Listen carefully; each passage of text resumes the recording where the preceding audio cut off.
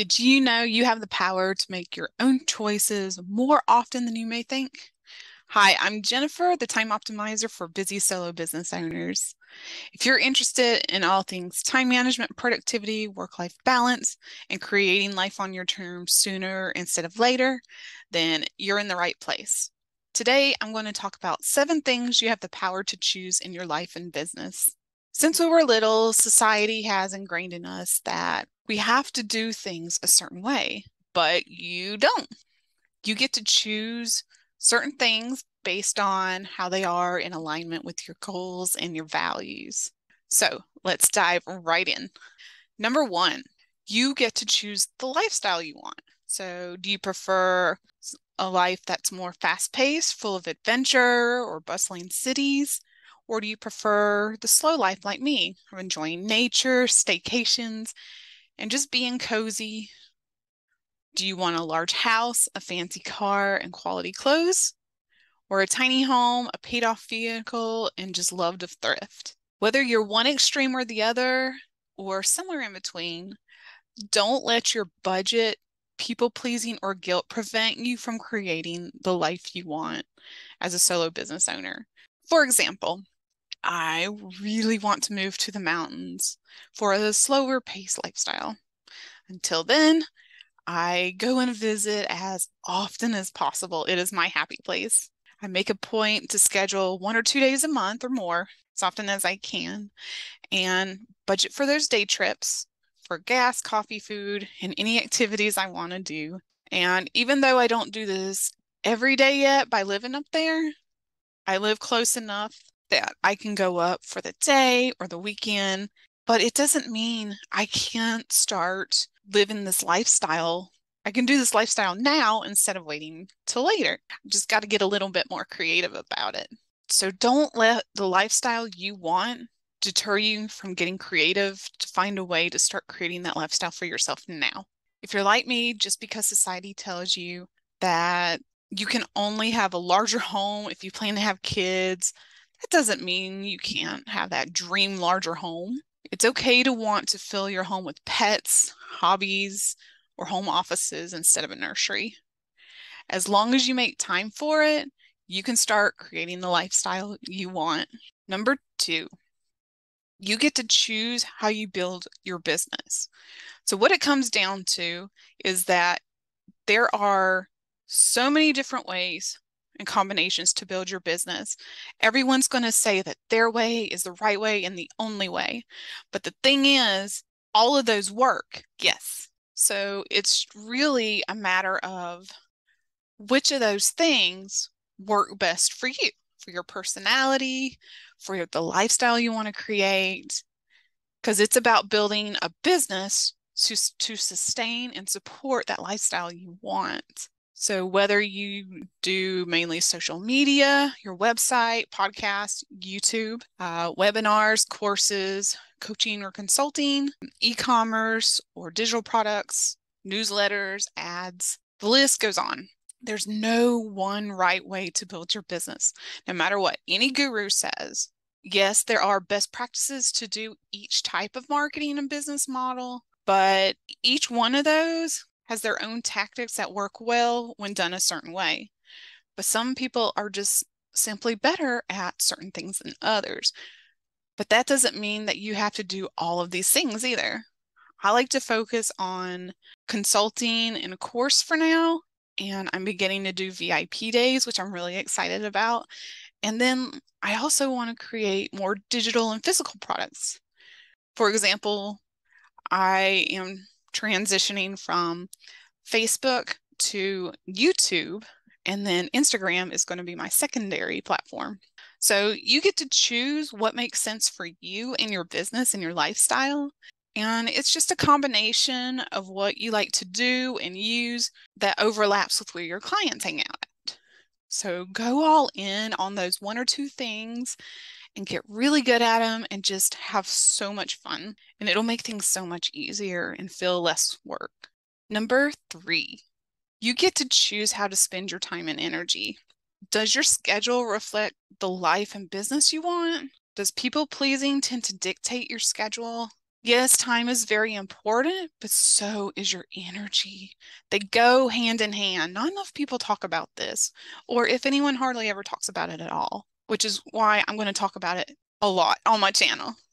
So, because they are very important. Your time and energy are both finite, important resources.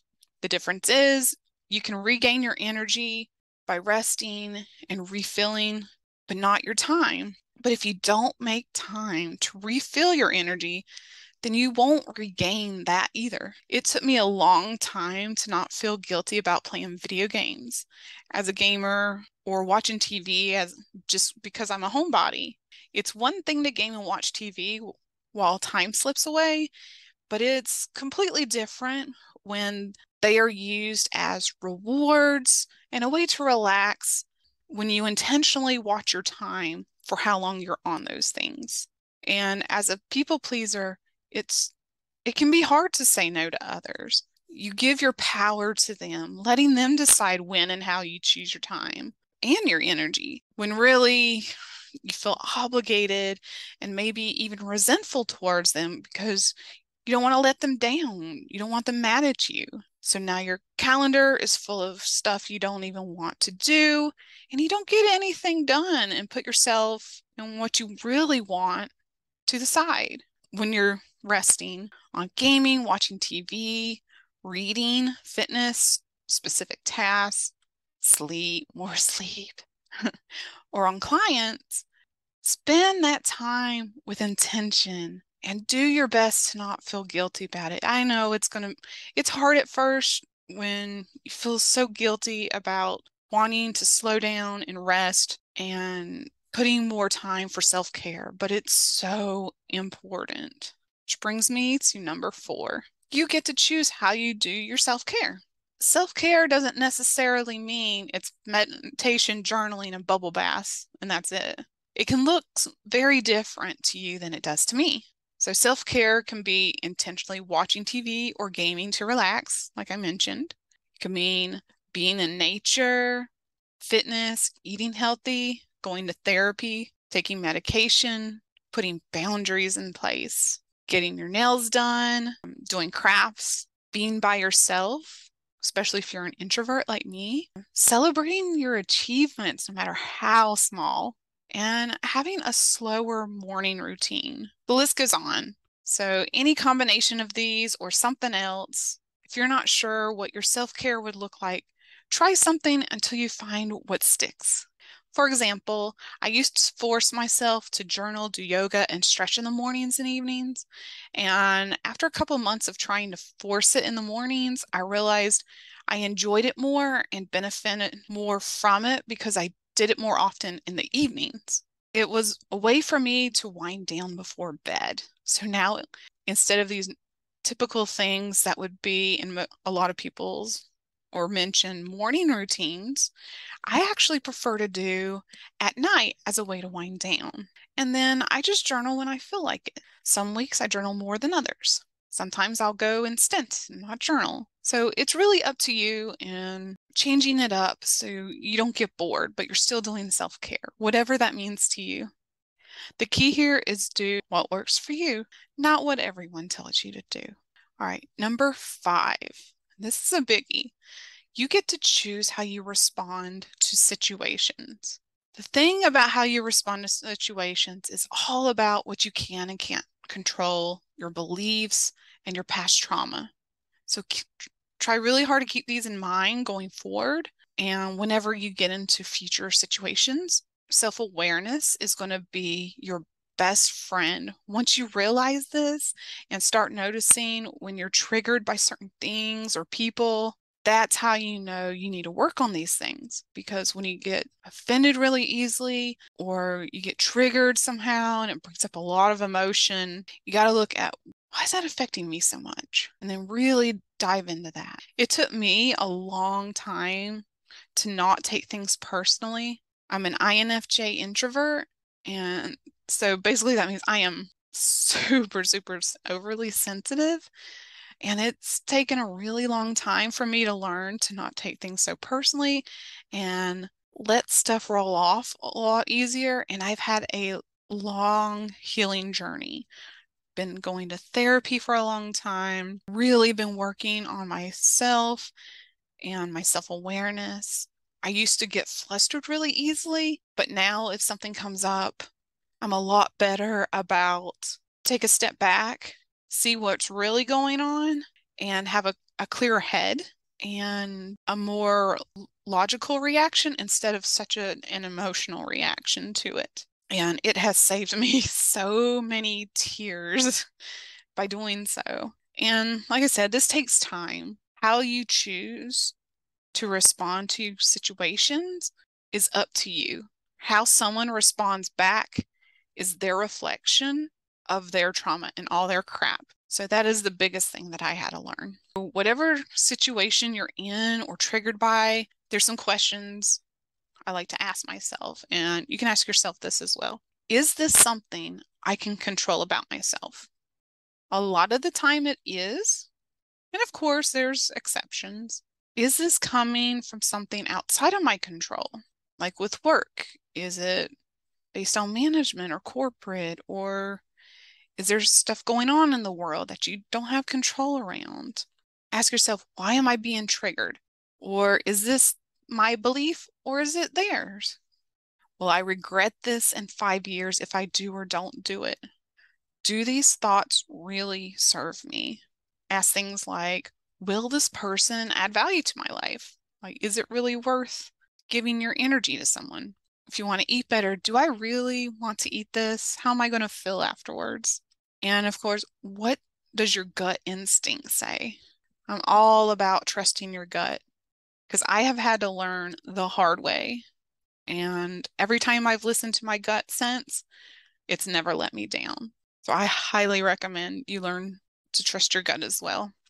Is what others are saying about you, is it really what they're saying about you? Or do you happen to be there and you're their emotional punching bag at the moment? Not saying that that gives them a good excuse. It's trying to be more sympathetic, basically.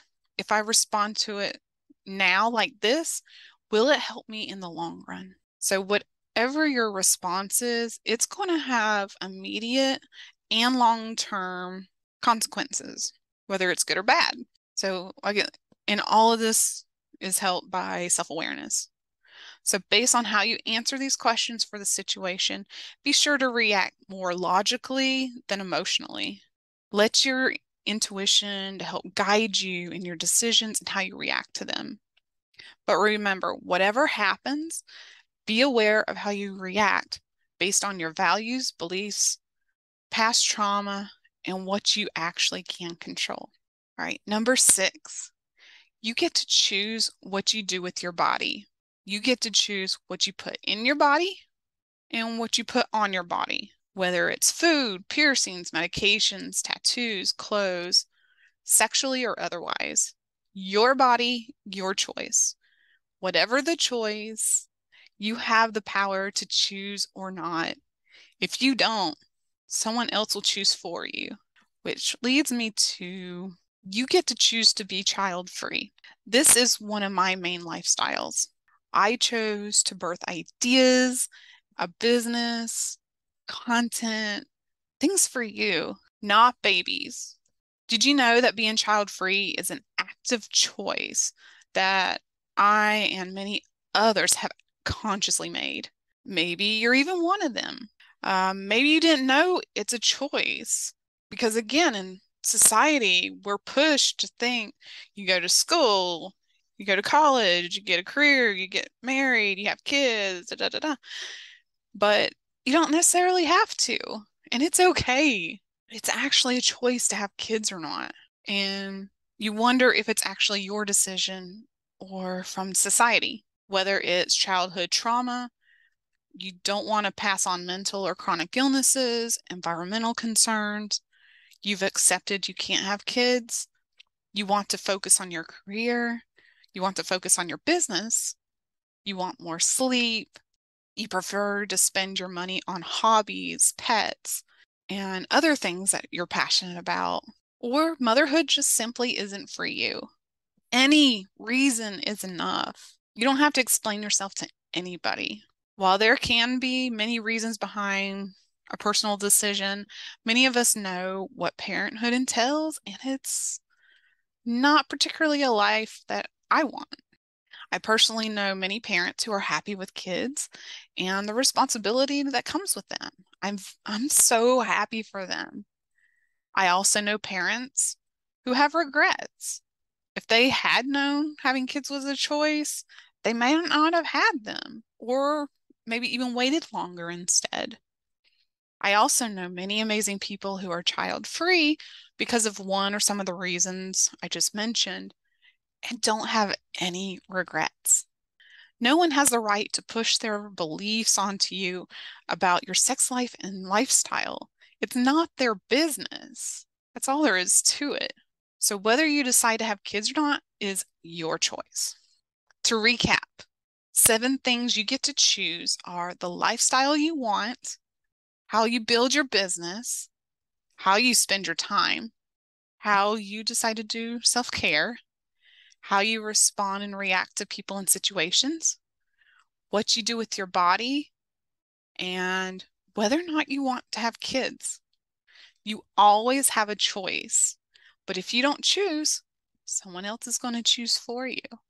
So down below in the comments, I want to know, what is something you are going to choose to do today? I hope this video was empowering to you. I hope it made you think a little bit differently and gave you some aha moments. Let me know if you have any of those as well. And I just want to empower you to embrace decisions and your confidence to make decisions in your life. Because as a business owner, it comes down to you to make all these decisions. And that's an exciting thing. I don't want it to be scary. So I hope these tips helped. And I will see you in the next video.